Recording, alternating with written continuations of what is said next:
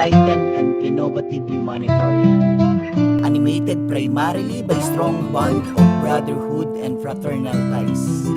God-loving and non-sectarian. Law-abiding, liberty-oriented, non-political.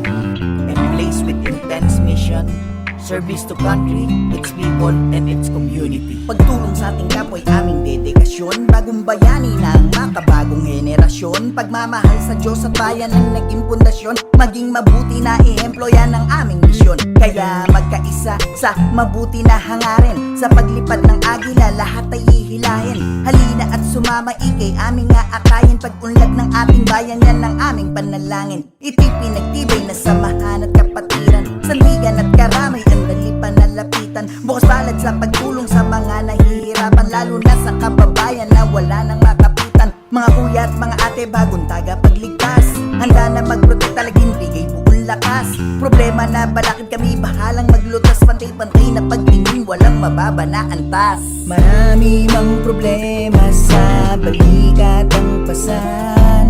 Handa kaming tumulong na bigat ay maibsan. Sa paglipad ng agila, sa paglipad ng agila. Pagmamahal sa bayan, pagmamahal sa ating Diyos. Sa marami mang problema sa balikat ang pasan.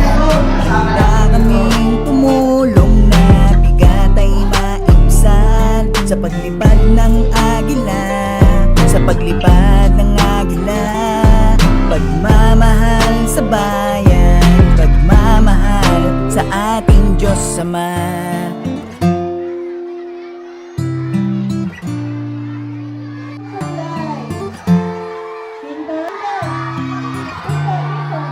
San mang panig ng mundo kahit ano, pantay-tulo, pantay-pantay ang bawat trato at hikain at gusto.